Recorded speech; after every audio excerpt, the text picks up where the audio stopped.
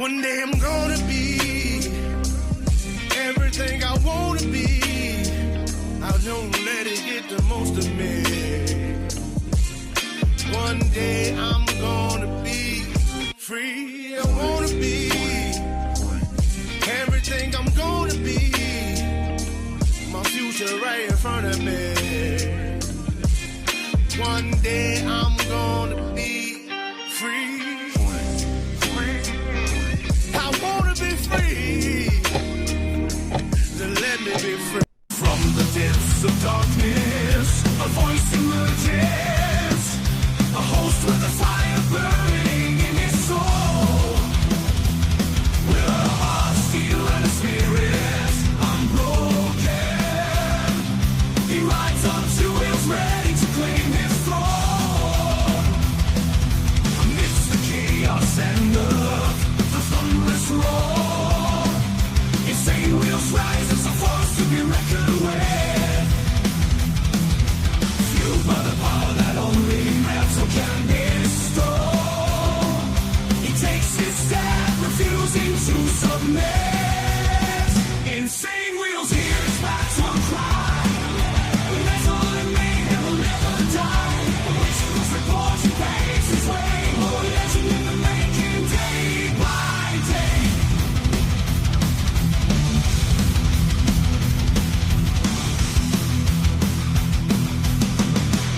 Good morning, Vietnam. Hopefully everyone is enjoying their thirsty Thursday morning so far. I definitely know the hell that we are. Feels ultra good to be a G. Hopefully everyone's enjoying themselves and having a fantastic morning so far. I definitely know that we are. We've got an interesting lineup for you guys, as you guys can see here. Trump signs Epstein file release bill, as well as Dick Cheney funeral, and a cruise ship death, and more. Now, remember, we talked about the cruise ship ordeal. We also reported on Dick Cheney's death, and obviously everything that's going on with Epstein we've been following, especially within the last 3 days, pretty heavy. If not, 3 days. So anyways, the lineup that I have this morning for us is House Democrats charged with stealing $5 million of FEMA funds. Definitely an interesting story that we're going to be talking about here first. But we have something interesting that happened yesterday as well. A Dallas Walmart shooting, suspect dead, and 2 others were injured. And then, of course, as you guys know, the breaking news that happened yesterday, and I was telling you guys that this was going to happen yesterday, was Trump signs the bill to release Epstein files. Now, I actually didn't know which way he was going to go with this. He did say that he was going to go ahead and sign it, but politicians do politician shit, you know what I mean? Oh, shit! I wasn't going to be surprised either way necessarily, but it did get signed by Trump, so... and then we're going to move on here. Sheriff Grady Judd, I think that's how you say it. I can't remember. It's the sheriff over there for Florida. Anyways, suspect killed after beating elderly man with brick. Why are people doing this shit? And then Israel aims to normalize relations with Saudi Arabia, which I think that you guys kind of saw a little bit of the, with the crown prince that came from Saudi Arabia and visited. And it went from he investing $600 billion up to $1 trillion, which was something we reported on yesterday. Very interesting developments that are happening here. Nonetheless, Trump reveals he'll meet with New York City Mayor-elect Mamdani. Now, that's something that we also talked about. I think we discussed that when I came back from DebateCon on Tuesday. I think that's what we talked about, one of the stories. Another interesting development, Ted Cruz, illegal immigrants poured in under Biden and pillaged America. Now, these are things that I think most of us already here know. But, of course, Ted Cruz is getting some airtime. We're going to cover that. And then we have Meta wins antitrust case keeps WhatsApp and Instagram. Now, I don't even know what the antitrust case is. I haven't heard of that. So I'm actually kind of surprised that I haven't, because that's my world. Usually I'm pretty involved in that. So maybe it's being called something different. I don't know. I have no idea what's happening here, but we'll talk about that. As of 2 hours ago, though, we do have an update regarding the Mamdani meeting up with Trump and all this stuff. As of 2 hours ago, Trump signs Epstein files bill, and then we will meet with Mamdani. So the way they say it, it sounds indefinite, like it will happen. And then an hour ago, as you guys know about the cruise ship death that happened, that's something that we also recently just reported on this week. Funeral set for teen found dead on cruise ship. So, of course, they have the information regarding the funeral. And yeah, all right. So let's go ahead and get right into it. I can't thank each and every single one of you guys enough for coming in and hitting that like button. It helps out the show immensely, and it's free to do so. You know what else is free? Is hitting that subscribe button if you guys are brand new here, man. Just letting you know. Please consider, though, becoming a member starting only at $2.99 a month. We're making sure we're not breaking the bank out there with anybody, but check it out. This is what allows us to stay on these airwaves and have these lights on. So I very much appreciate you guys signing up to become members and then staying members.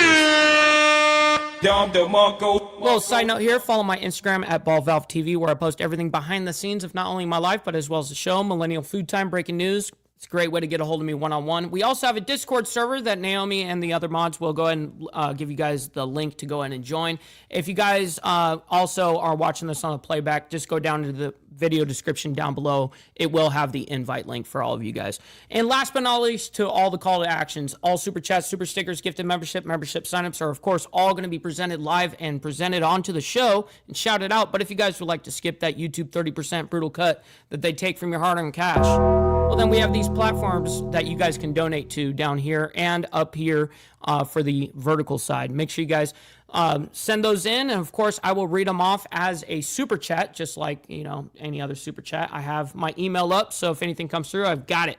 All right, ladies and gentlemen, we've got to get right into it. We've got a humongous morning this morning, so we're going to get right into this. Welcome back, everyone, here to Live Now from Fox. We continue to bring you some of the day's biggest top stories and headlines. We do have some breaking news that we want to bring to you regarding a member of Congress. We are learning from South Florida tonight. U.S. Rep. Sheila Sherfless McCormick of Florida has been indicted on charges accusing her. Real quick, we got to give a big thank you to Motobomb. He came in hot with a raid, man. I very much appreciate that.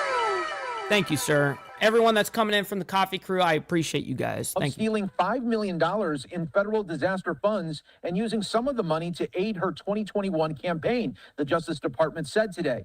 The Democrat is accused of stealing a federal emergency management agency overpayments that her family health care company and received through a federally funded COVID-19 vaccination staffing contract, federal prosecutors said. A portion of the money was then funneled to support her campaign through candidate contributions, prosecutors allege. Using disaster relief funds for self-enrichment is a particularly selfish. You know what's funny about that, Crystal? You actually spelled it correct. Cynical crime. The Attorney General Pam Bondi said in a statement, no one is above the law, least of all powerful people who rob taxpayers for personal gain. We will follow through the facts in this case and deliver justice. A phone message left at McCormick's Washington office was not immediately returned. But again, we will be keeping an eye on this for you right here on Live Now from Fox. You saw the report there from the New York Post there as the Democrat. Fucking brutal. So breaking, DOJ charges Congresswoman Sheila, I don't even know how to say that fucking last name, but McCormick, Democrat out of Florida, was stealing $5 million in FEMA funds, laundering the proceeds, and then using the money to support her 2021 congressional campaign. She faces up to 53 years in prison if convicted. Bruh.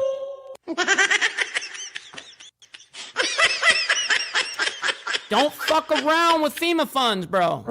Florida lawmaker that has been indicted. Bill Melugin, our very own Bill Melugin of Fox News, saying this on X with the breaker. DOJ charges Congresswoman Sheila Sherfless McCormick, a Democrat from Florida, with stealing $5 million in FEMA funds, laundering the proceeds, and then using the money to support her 2021 congressional campaign. She faces up to 53 years in prison if convicted. So we will be keeping an eye on this for you. Bill Melugin then puts on X as well. According to the indictment, DOJ says Sherfless McCormick, who's 46. What's up, Prospect Mike? And her brother, Edwin Sherfless, 51, both of Miramar, worked through their family health care company on a FEMA-funded COVID-19 vaccination staffing contract back in 2020. Damn. So it was over the COVID fucking vaccines. One. Shit. In July of that year, the company What's up, received an TVT? overpayment of $5 million in FEMA funds. So that indictment just coming down by a DOJ earlier today. The Attorney General, Pam Bondi, again, saying in a statement, no one is above the law, least of all. Well, no kidding. It should be that way for everybody. All right. So we got Mount High in the building. Shout out to my man. Hopefully you're enjoying your morning as well. We're going to get right into the next story here. As of 14 hours ago, Dallas Walmart shooting happened, and a suspect is dead and 2 are injured. So we're going to go ahead and bring that up, and we will talk about it. Here we go. I also want to go back out to Fox 4 in Dallas, get an update on the shooting that happened in a Walmart parking lot from earlier today. We've been A Walmart parking lot. It's typical. bringing you the updates really in the last couple of hours here on Live Now. Let's go to Fox 4 Dallas for this update. It's a pretty large crime scene at this point. Let's go to Fox 4's Alex Boyer live from the scene. Alex. Hey guys, and we just got an update from Dallas police via email who tells us that the suspect who is dead inside of that black car there with the yellow tarp apparently died from a self-inflicted gunshot wound. And what we also know is that before the... Wait, self-inflicted? So he did that and then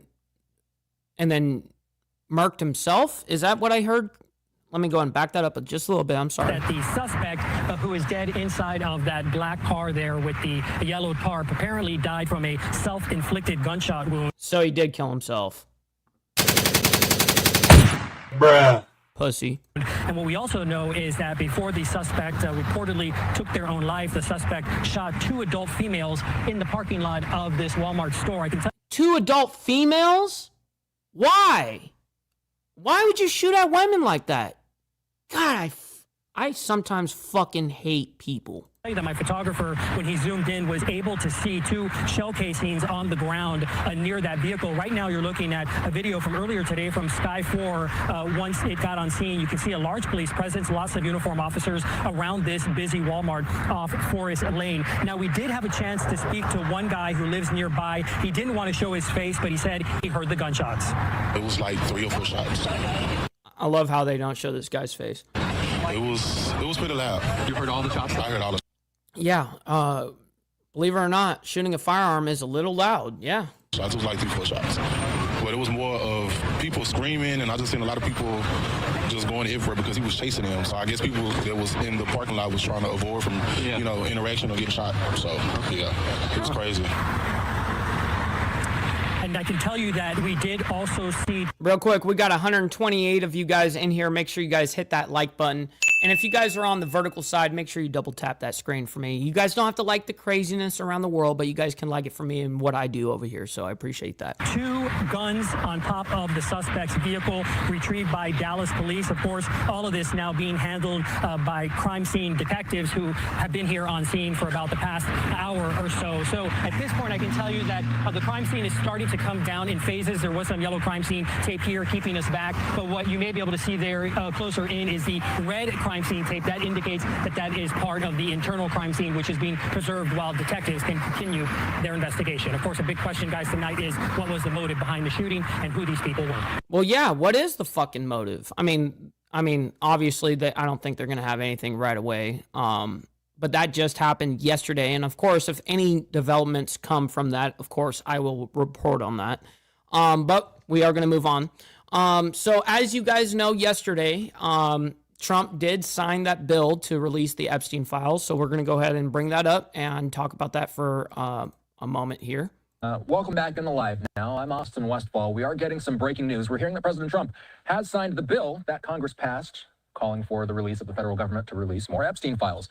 The president just putting... Honestly, Naomi, I think that's on your side. I'm just going to be honest. Because I had no problems with that yesterday, no problems with that the day before, no problems with, I had like 100 likes on yesterday's thing. It worked just fine. This lengthy statement out. I'm going to read it. Jeffrey Epstein, who was charged by the Trump Justice Department in 2019, not the Democrats, was a lifelong Democrat donated thousands of dollars to Democrat politicians, and was deeply associated with many well-known Democratic figures such as Bill Clinton, who traveled on his plane 26 times, Larry Summers, who just resigned from many boards, including Harvard, sleazebag political activist Reid Hoffman, Minority Leader Hakeem Jeffries, who asked Epstein to donate to his campaign after Epstein was charged, Democrat Congresswoman... Why is he going on and on about this shit? I mean, holy shit. Stacey Plaskett, and many more. Perhaps the truth about these Democrats and their associations with Jeffrey Epstein will soon be revealed, because I have just signed the bill to release the Epstein files. Yeah, we're right here. I have just signed the bill to release the Epstein files. As everyone knows, I asked Speaker of the House Mike Johnson and Senate Majority Leader John Thune to pass this bill in the House and Senate respectively. Because of this request, the votes were almost unanimous in favor of passage. At my direction, the Department of Justice has already turned over close to 50,000 pages of documents to Congress. Do not forget, the Biden administration did not turn over a single file or page related to Democrat Epstein, nor did they ever even speak about him. Democrats have used the Epstein issue, which affects them far more than the Republican Party, in order to try and distract from our amazing victories, including the great, big, beautiful tax cut bill, strong borders, no man... Yeah, do you think they're actually going to give you an uncensored version of the 53,000 documents or whatever? Fuck no. You know they're going to skim a few things that they got to take off the top. In women's sports or transgender for everyone, endorsing DEI, stopping Biden's record-setting inflation, lowering prices, biggest tax and regulation cuts in history, ending 8 wars, rebuilding our military, knocking out Iran's nuclear capability, getting trillions of dollars invested in the USA, creating the hottest country anywhere in the world, and even delivering a huge defeat to the Democrats on the recent shutdown disaster. For years, our great nation has had to endure Russia, Ukraine, impeachment hoax number 1, impeachment hoax number 2, and many other which he's not wrong on that. Democrat-created witch hunts and scams, all of which have been so terrible and divisive for our country and have been done to confuse, deflect, and distract from the great job that Republicans and the Trump administration are doing. This latest hoax, the president says, will backfire on the Democrats, just as all of the rest have. Thank you for your attention to this matter. Make America great again. We are just getting this in, by the way. We just got in this tweet from the president. We do know that Attorney General Pam Bondi spoke on this earlier today. By the way, I'll just mention this. We don't have any clear indication of when we will see the thousands of files that the president is alluding to. I heard it was like 53,000 file or 53,000 pages. You guys let me know if you've heard any other different number. If we get any clarity on the timeline of when the public will see these files, we'll let you know as soon as we know. Here's what Bondi said earlier today about the imminent release of these documents. We will continue to follow the law with maximum transparency while protecting victims. When you say follow the law, Attorney General, do you mean that you will provide all the files by 30 days? We will follow the law. The law passed both chambers. So she will just specifically follow the law. Last evening, it has not yet been signed, but we will continue to follow the law, again, while protecting victims, but also providing maximum transparency. At this point, just set it all out, bro. Just let it all out. At this point, fuck it. Basically, where does this go from here? A live look at the White House, just past 8:30 in the nation's capital. Now, the bill will require the Justice Department to release all files and communications related to Epstein, as well as any other information about the investigation into his death in a federal prison in 2019. This has to happen within 30 days. We don't know if this is going to come on the shorter end of that or if it'll come on the longer end of that, but we do know it will have to be within 30 days, according to the bill. This will allow for redactions about Epstein's victims for ongoing federal investigations, but the DOJ cannot withhold information due to embarrassment, reputational harm, or political sensitivity. So we'll be keeping an eye out. Yeah, we know that if no one can, G-check them at the gate from taking shit off the top, then it's all hearsay. To see exactly when and in what form these files come, of course, a lot of people have been focusing on just how many redactions will be made, something that is unclear to this point. But again, I'll reiterate, after this bill was passed, the DOJ cannot withhold, according to the text, any information due to embarrassment, reputational harm, or political sensitivity. So there shouldn't be any redactions relating to anything of that nature. It will allow for the redactions of victims for ongoing federal investigations, according to the Associated Press. Interesting. All right. So we're going to move on into Sheriff Grady, the sheriff over there in Florida. Suspect killed after beating an elderly man with a brick. The fuck is going on with people, bro? Let's go ahead and bring this up, and we'll talk about it.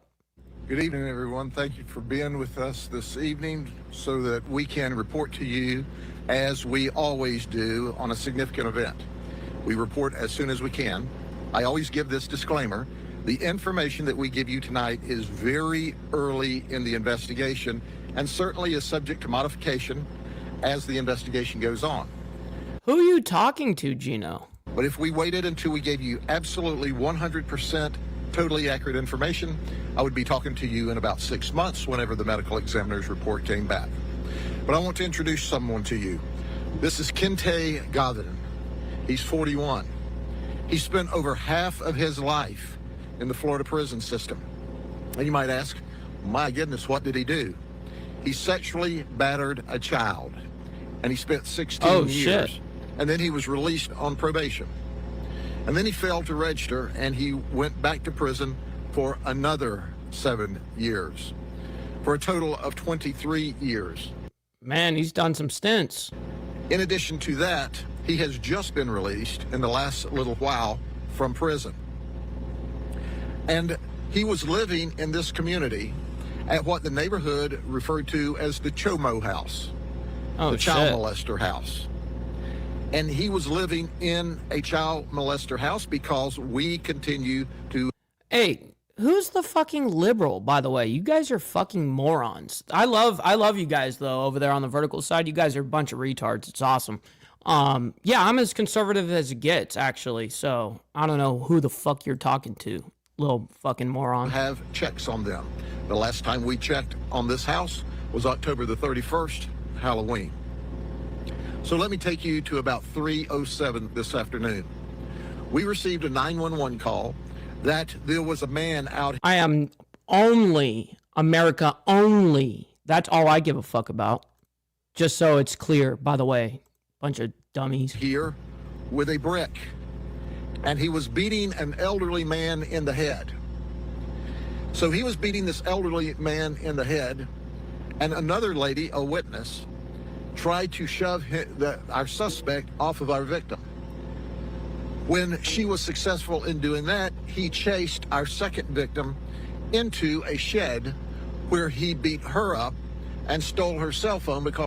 Dude, this is a brutal story that he's going down with this guy. This guy is obviously fucking trouble on a different level for sure.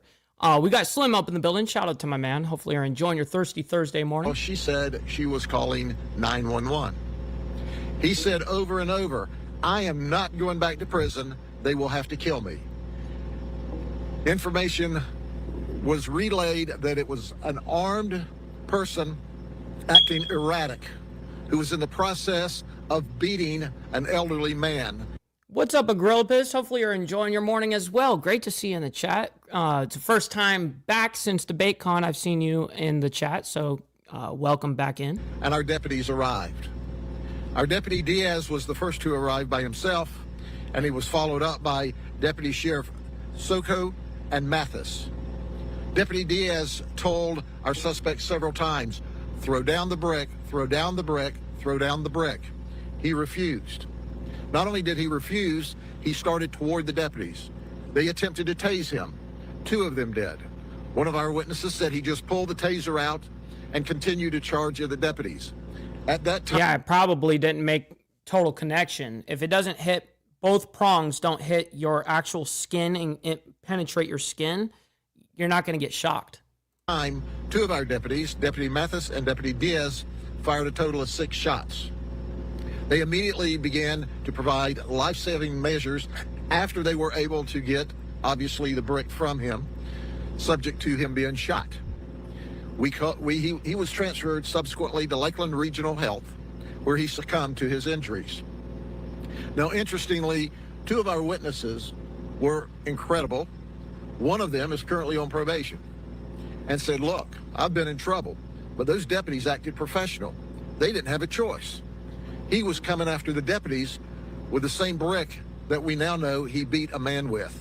Wow. So he's done this shit before with the same fucking brick. What the fuck, dude? Stupid. Bruh. That victim is still at Lakeland Regional Health. In addition to that... What's up, Papa D? Good morning to you. Great to see you. We had another witness. He looked our detectives in the eye and said, I was raised to resist law enforcement. I've always resisted law enforcement. But I can tell you those guys didn't have a choice. He was coming after them to attack them with this brick. So the investigation goes on. We have an officer-involved task force. The lead agency will not be the sheriff's office. We will work with the task force. We have members on the task force. The information we develop through our investigation will be sent to Brian Haas, our state attorney. He and his team will review it and render a final judgment. But it's abundantly clear to us tonight, based on the information that we have, that he had no intentions of being arrested. He had well, no shit. feloniously attacked one person. He had robbed another lady with violence. He was erratic and out of control, and they said had been sleeping very little this week. I'm with you, Hamdi. Like, what is his now? Like, what's the end of this message? You know, what is it that you're going to now do? It's too early in the investigation. We don't know whether he was on drugs or not, but certainly his conduct was out of control. So with that, I'll be glad to answer any questions you may ask. However, it's important to point out, I've pretty much told you what we know at this point in the investigation. You know why he started beating the man with a rock? Interestingly enough, we asked that very question. Why was he beating the man with a rock? Was there an argument? Was there a fight in advance? And TVT, it's because we're streaming on a vertical side too. So we have a humongous amount of viewership that comes in that are just randoms. And then we'll never see them again. But there's a few people that come in and actually like the content, and then they subscribe, and then that's how we grow. Like right now, we have 125 of you guys in here right now. Make sure you guys hit that like button, by the way, and double tap that screen if you guys are on the vertical side. I very much appreciate that. So that's why, TVT. He said no. They were apparently sitting on the porch of this home. What's up, Alfred? When all of a sudden he became angry, and he picked up this actually large piece of stone, and that is about the actual size. It's the size of your hands, and charged him, knocked him down, and then was on top of him, beating him with a stone, when our second victim tried to shove him off. That's when he jumped up and chased her into the shed, where she was in the process of dialing 911. He attacked her, beat her around, took her phone, and left the shed. So that's the only information we have at this point.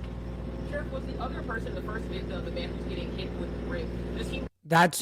This will be the last question I take on this, because we gotta move on. At the same home, or is he somewhere else in the community? I don't know right now where he lives, if he was at the same home or not, but he obviously lived in the community. I'm not sure exactly where he lived.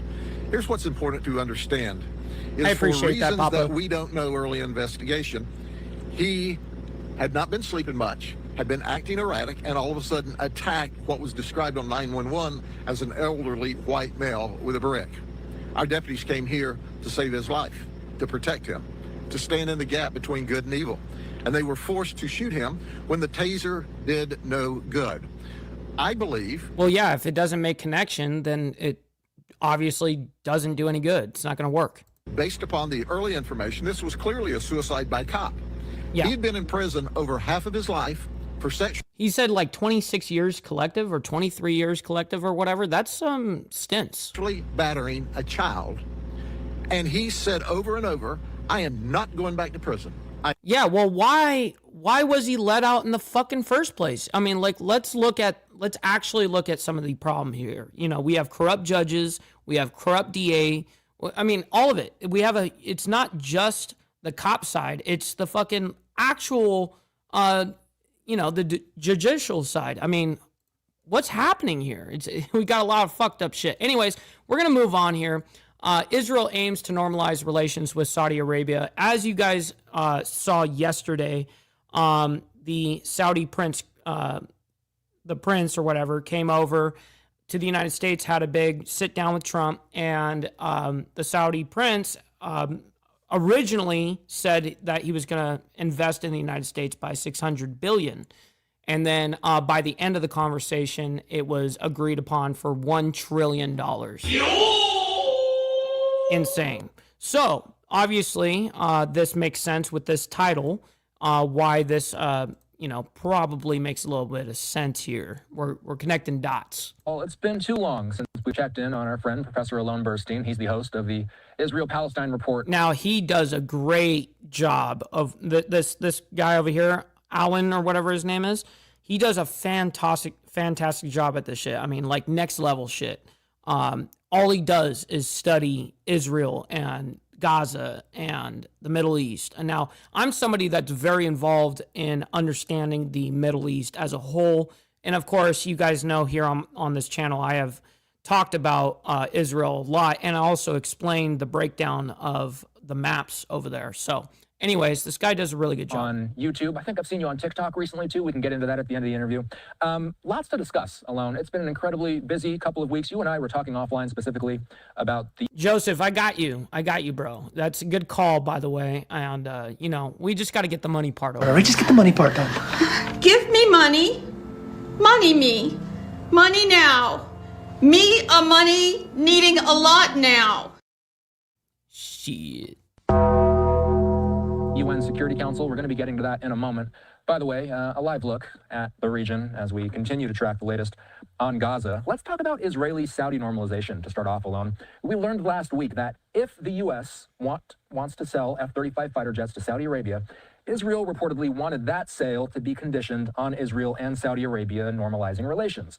We have since learned this week that the U.S. will, in fact, sell those jets to the Saudis. So, Alon, has there been any significant discussion about them normalizing their relations? Has Israel reacted directly to the F-35 deal? It's good to see you, Austin. Like most of the things that are... Why is he a little low today? We're cranked up. Part of the relationship right now. Bring it up on my board. Israel, Trump is going forward with whatever he thinks should happen in the Middle East. Israel, at best, is saying, yes, that's... Shit, real quick, we got Brother TVT coming in, by the way, becoming a YouTube member. Let's fucking go. Very much appreciate you making it rain in the chat, my man.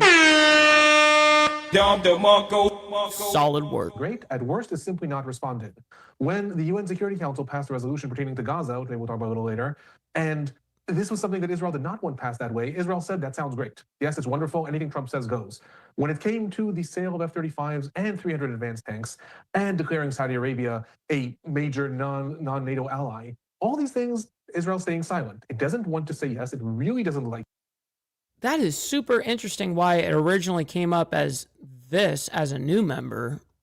And then over here it shows, get your membership, boys, for 7 months. Yeah, I thought you were, a member for, and I was like, okay, well, maybe he's on a different account. But yes, I very much appreciate that. Let's go. Get your membership in, boys, and ladies too. That it also cannot say no to Trump, and Trump knows this. And it's one of the reasons that he's sort of letting himself, so to speak, go forward with these different plans in the Middle East, and always assuming that Israel's going to just say yes, because in fact, Israel is always just saying yes.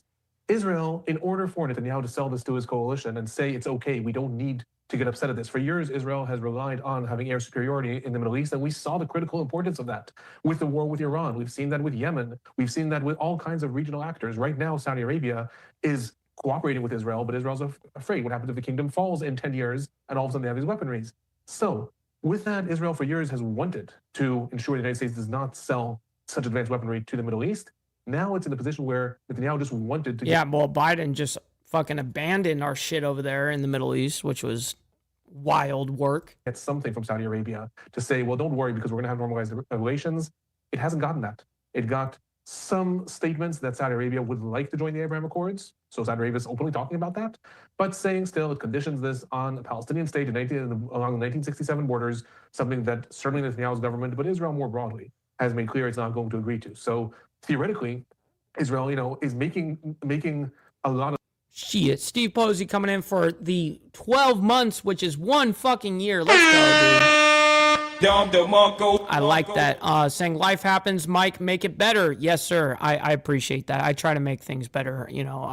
There's a lot of shit obviously going on in the world, and a lot of this can become monotonous. We try to do a good job of being able to at least make it somewhat entertaining, especially with my, my takes and shit. So. Statements that they would like I appreciate to see that, this Steve come Posey. alongside some sort of normalization agreement, but is not being directly critical of what's happening. I will say, if this was the Biden administration or a Harris administration, we'd likely see Israel screaming and furious. Under the Trump administration, Israel is simply either saying yes to anything he says or not saying anything. So what would be the significance of Israel and the Saudis normalizing relations? What would be the most meaningful changes that both countries would see?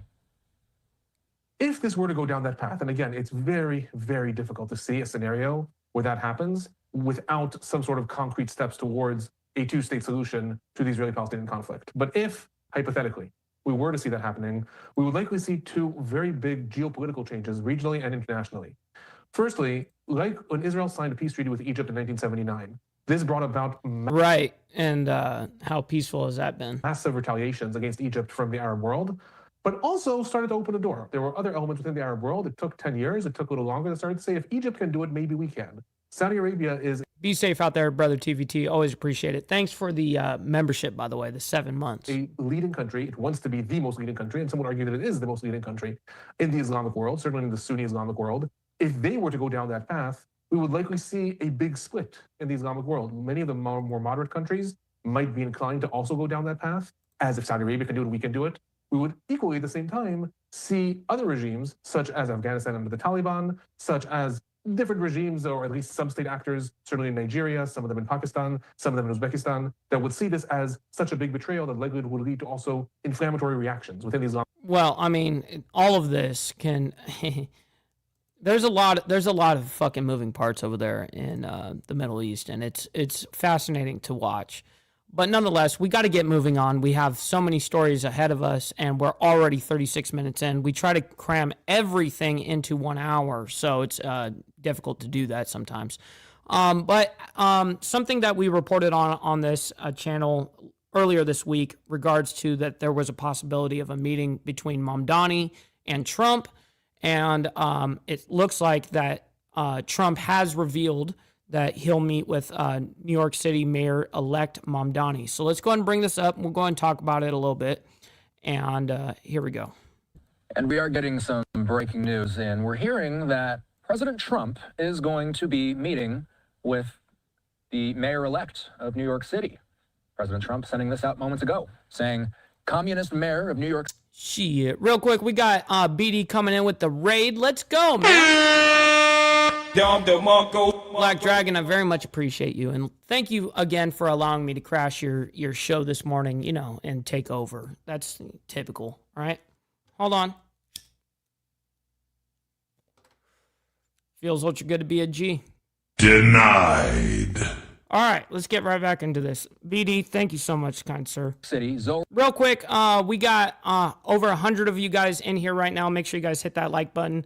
On the vertical side, make sure you guys double tap the screen, man. I very much appreciate you guys. Kwame Mamdani has asked for a meeting. We have agreed that this meeting will take place at the Oval Office on Friday, November 21st. Further details to follow. So at the end of this week, we will see a Zohran Mamdani President Trump meeting, and it's going to be taking place at the White House. We are hearing that this would be the first encounter between Trump and Mamdani since the Democratic Socialists' victory in New York's mayoral race earlier this month. Mamdani is a state assemblyman from Queens. He's known for his progressive platform, and he is set to take office on the 1st of January. Typically, that's how they do these things in New York. It's not uncommon for them to do these things. In some cases, we've seen New York City mayors sworn in right around midnight, right when the ball is dropping in Times Square. Throughout Mamdani's campaign, he's proposed measures such as a free bus service, city-owned grocery stores, and rent freezes. Some of his more ambitious ideas have... Yeah, there's a lot of promises that he gave that were extremely unrealistic. You look at it and go, there's no fucking way you can get away with that. Battled Wall Street. It's drawn some of his fiercest critics, some of these ideas, and we will look ahead to Friday when President Trump and New York City Mayor-elect Zohran Mamdani are expected to meet in just under 2 days' time. Wow, so it is going to be happening here, not today. Wait, actually, it would be tomorrow because this came out 13 hours ago. Interesting. So it's going to be tomorrow. All right. So that meeting will be happening, and of course, I will be following that. Now, let's go ahead and talk about this a little bit. Ted Cruz, of course, Ted Cruz does what he does best, is he loves to get some screen time. And I don't know why he's bringing this up, but he's Ted Cruz on illegal immigrants poured in under Biden and pillaged America. These are things that we already know. I'm not really sure why they're trying to reiterate this, but we're going to go ahead and find out if there's anything in here of any substance. If not, we'll just skip through it because we have some interesting developments happening this morning as well. Meta wins antitrust case, keeps WhatsApp and Instagram, as well as Trump signs the Epstein files bill, which you guys already know about. We're going to be, I guess they have a development there. And then we have the funeral that is set for the teen found dead on that cruise ship that unfortunately we reported on earlier this week. And it was a brutal case. So on a Carnival cruise line, definitely brutal. Anyways, back to this. About ICE operations and immigration enforcement that is going on throughout the country. Let's listen in. Appreciate that. Remarks. Damn. With which I. Why is this so fucking loud? This one only. This is the only one that's this loud. That's fucking ridiculous. That sucked. All right, back here. Fully associate myself. 1 year ago this month, the American people delivered a political earthquake, casting off the disaster of the Biden-Harris Democrat administration. There were many aspects in which their policies were harmful, but none more so than 4 years of open borders, more than 12 million people coming illegally into this country, 3 million gotaways. Gotaways, we know, are statistically much more likely to be criminals, to be murderers, to be rapists, to be child molesters, to be gang members, to be terrorists. It was not accidental, it was deliberate. And every single day of the Biden presidency, Americans were victimized. Americans were murdered. Women were raped. Children were brutalized by violent, criminal, illegal aliens that our federal government deliberately released into our communities. Ms. Carter-Walters, you pointed out, the city of Chicago has been savaged.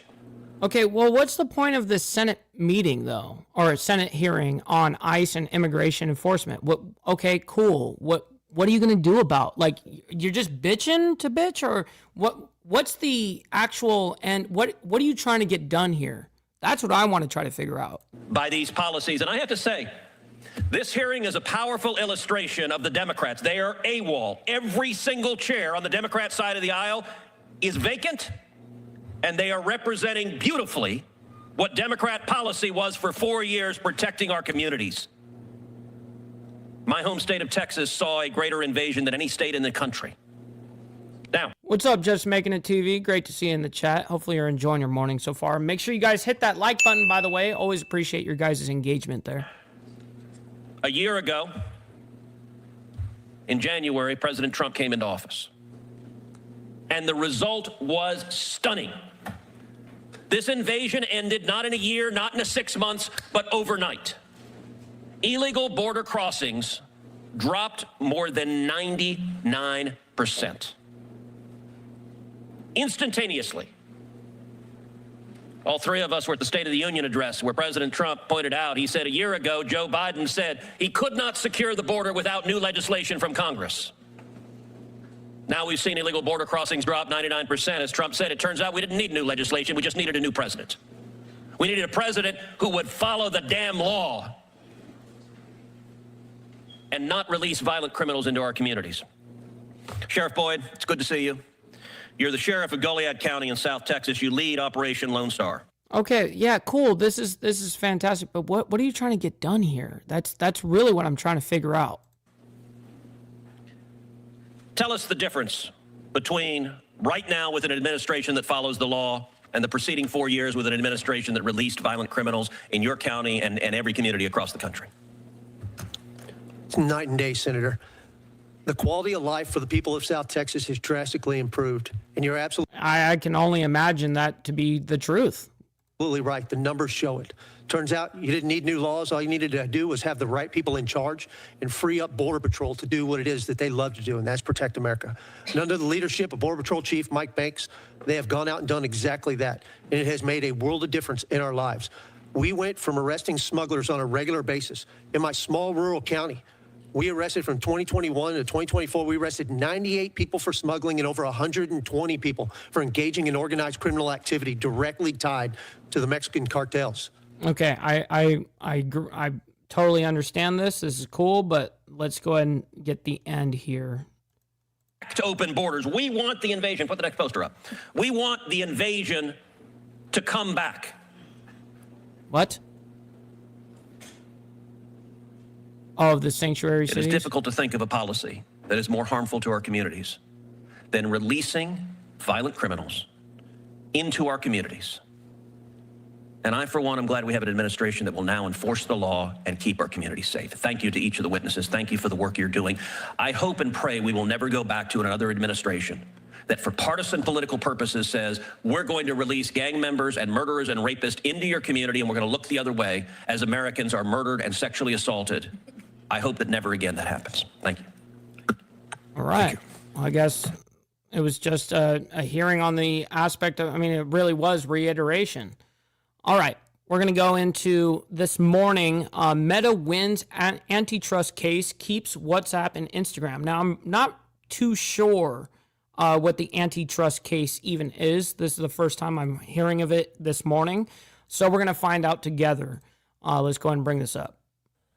All right, welcome back. I'm Austin Westfall. You're watching live now. Let's talk about Meta. Facebook parent company Meta Platforms defeated a U.S. attempt to unwind its acquisitions of Instagram and WhatsApp this week. This comes after a federal judge ruled that the company does not hold a social media monopoly. According to Reuters, the ruling is giving big tech its first decisive win against the antitrust crackdown that originally started in President Trump's first term. It's also a major setback for the U.S. Federal Trade Commission, which is pursuing a separate antitrust case against Amazon. Matt Shears is standing by. He's the CEO of the Computer and Communications Industry and Association. What's up, North Dream? Shout out to Sweden, man. Let's break this down for people. The government basically sought to force Meta to restructure or sell Instagram and WhatsApp in order to restore competition. They said that the company spent billions of dollars on the acquisitions in order to eliminate competitors.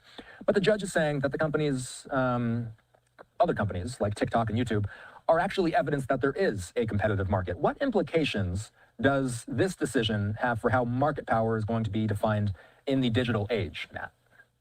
Yeah, that's a great question. And I think what this decision tells us is Shit. Why are you gay? You are gay. Just saying. Many lawyers expected, when you ask a question like, does a company have a monopoly? You look at who that company is meaningfully competing with at that point in time. And you do not do what the Biden era FTC invested a lot of energy in over the past few years here, which was contriving a very artificial market that just was essentially gerrymandered around Meta. And that didn't hold water when it got before the court. And that's actually what many observers and legal scholars had predicted. So, and by the way, this is how the Wall Street Journal is phrasing this. The judge rejecting the FTC's claims that Meta Platforms, which is Facebook's parent company, is holding an illegal monopoly on social media. Matt, what potential risks or challenges does this ruling pose for regulators that are seeking to restrict or reverse past acquisitions by tech giants? And how might future merger review strategies need to adapt in light of this? So my thinking is this doesn't pose so much as a risk as it does a course correction. It says that these artificially contrived market definitions, where you start with the outcome you want and then you design a market that gets you there, that's not going to work. What enforcers need. I really don't understand what he just said there, but okay. To do is look at the data in the marketplace, study who companies meaningfully compete with. And if you're seeing evidence of competition in the marketplace, as we were seeing here, then this is not a place to bring a case. You know, there was tons of evidence in the case that Meta was very aggressively reshaping its products in real time to keep up with aggressive competition from TikTok, competition from YouTube, to say nothing of all the other social media services out there, which they have. I appreciate that, Flames. That's what we do, man. We only have one narrative here. Is just what the fact of the equation is. That's why you see me get frustrated with people that are just like giving opinions or something like that, or what. Like, I don't care about none of that. I only care about why this is happening and what is happening and why. That's it. I want to know the boiled down version, you know, and you know how it goes with the mainstream media. They paint their own narrative. And so it takes people like us to come together and to like decipher like what is bullshit, what is real. And, you know, that's the beauty behind independent journalism. DC was very implausibly saying, nope, none of these guys compete with Meta's Instagram or Meta's Facebook. Will Meta's victory affect competition, privacy practices? Will it impact power dynamics within social media platforms? I think what we're going to see is regulators investing more energy going forward and asking questions about, do we have evidence of consumer harm. And here there was evidence that Meta was rapidly changing and improving on its products to meet with the competitors sniping at their heel. And I think that points to a bigger question, which is regulators should be asking, is all the energy that we're going to invest in this case actually going to serve consumers? If you talk to consumers today, they're worried about high price of groceries, energy, gasoline. They're not worried about the price of a free to the consumer digital service. And so there's some questions about prioritization that need to be asked here too. And I think it's an appropriate time to ask. Okay, so this is a lot of mumbo jumbo for me. I'm going to be quite honest. This shit is way too geeky for me and I'm into this shit, but man, when it comes to something like this, when you got a guy that refuses to speak like me and you, it's hard to listen to these fucking assholes. Anyways, we're going to move on. Trump signs Epstein files bill and will meet with Mamdani. Now, this was already reiterated. I'm not sure. I see what's happening here. There was an actual tweet that came out. So I guess that's why they're doing that from Trump or someone. So let's go ahead and bring this up and we'll go ahead and see what is happening here. It's coming from Fox News, I guess. Oh, I see Donald Trump did go on Truth Social and say something. He said, Communist Mayor of New York City, Zoran Kawami Mamdani, has asked for a meeting. We have agreed that this meeting will take place at the Oval Office on Friday, November 21st. Further details to follow. Interesting. All right. So there we go. That's the update. That's why they came out with this. All right. So now we're going to talk about the funeral that is set for the teen that was found on dead under a bed, I guess, in a Carnival cruise ship. So let's go ahead and talk about this real quick. We reported on this earlier this week and a little bit about the case, but now here's, I guess, them with an update on this. And I do want to head to another big story that we have been following here on Live Now from Fox. And this is... I'm going to find someone for us to raid right now, by the way. Hearing from the mother of a Florida teen found dead on a cruise ship as the investigation does continue here into the death of Anna Kepner. I want to bring in Amanda Ruiz over at our Fox 35 Orlando team. She has been following all of the latest details and joins us live. Amanda, thank you so much for being here. A story that so many people are talking about right now. Good morning. Yes, this mother is absolutely devastated. It's not hard to imagine that. Of She course. says the only thing that's really holding her together at this moment is remembering the memories that she had with her daughter, Anna.